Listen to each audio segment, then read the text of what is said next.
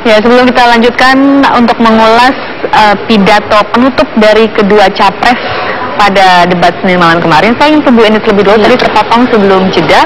Anda punya catatan poin ketika Pak Prabowo menyatakan mengenai dana DAU dan DAK? Ya, harapan kita sebenarnya ketika Pak Jokowi menanyakan masalah DAU dan DAK, ini akan keluar bagaimana konsepnya Pak Prabowo mengenai efektivitas dari dana-dana desentralisasi fiskal ini, atau dana-dana transfer daerah ini. Tidak terlihat pada saat itu, Bu? Tidak, jadi Pak Prabowo lebih menjelaskan asal uang ada uangnya ada, pasti ini bisa. Nah, padahal persoalan dana-dana transfer daerah hari ini adalah setiap tahun kita mempunyai dana-dana transfer yang selalu meningkat, baik dari DAU, DAK, DBH, dan juga dana otsus.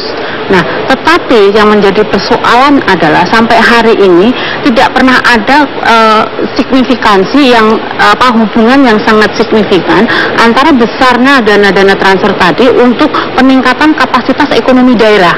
Nah, ini pasti ini terkait dengan bagaimana formula dan desain dari dana-dana transfer ini sendiri. Jadi formula dana transfer sekarang ini kan terbesar untuk DAU. Nah, DAU ini lebih banyak habis untuk belanja birokrasi gitu. Nah, mestinya ini yang bisa meyakinkan nanti para pemilih kalau misalnya ini yang harus mestinya yang dijawab gitu. Baik, kita beralih Bu Eni dan juga Pak Kwik. Baik, ya. Jadi kemampuan merencanakan pembangunan kurang, melaksanakan kurang, akibatnya sisa anggaran menumpuk. Ya, bagaimana kalau 50% dari kepala daerah menjadi tersangka? Betul. Itu poinnya di situ ya. Kita beralih Taufik dan juga Bu Eni ke closing statement dari kedua capres.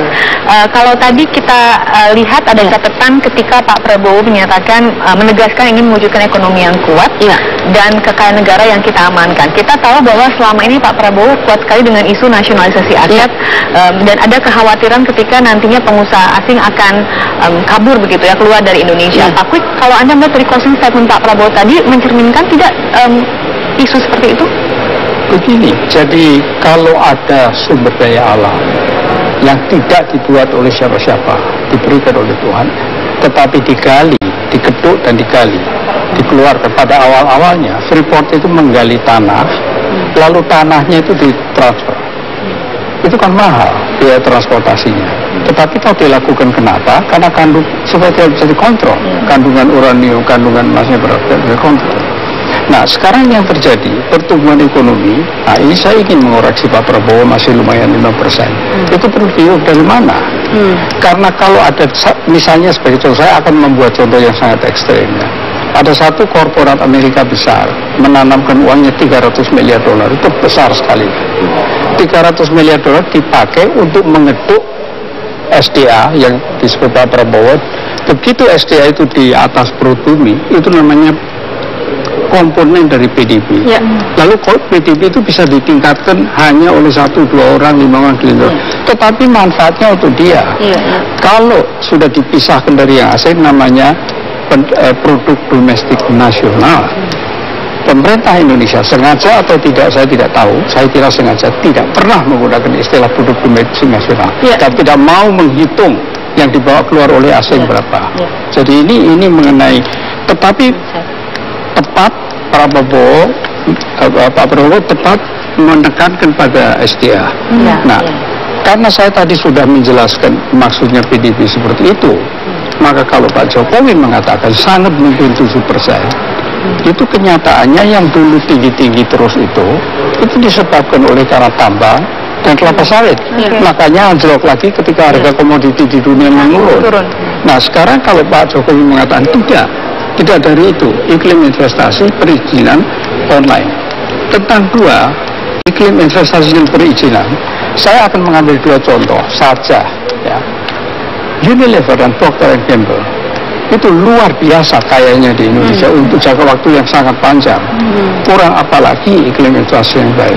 Mengenai perizinan yang cepat dengan adanya pergantian yang sekarang Pak Lutfi BKPM, menurut pendapat saya sangat cepat. Saya sendiri pernah mengalami hanya 2 hari minta izin untuk transfer dari BMA menjual saham segala pernah. online, yang semuanya serba online. Saya hanya ingin memberi masukan kepada Pak Jokowi. Ini kalau sudah jadi enaknya bukan main. Tapi sebelum jadi, Membangunnya. yang namanya sistem analisa, kemudian programmer, itu error salah, terutama di Indonesia ya. Saya ingin memberi contoh ya. Sekarang ini program untuk dunia bisnis yang terintegrasi, itu namanya SAP. Itu hampir dipakai oleh semua perusahaan menengah dan besar. Harganya $3 juta.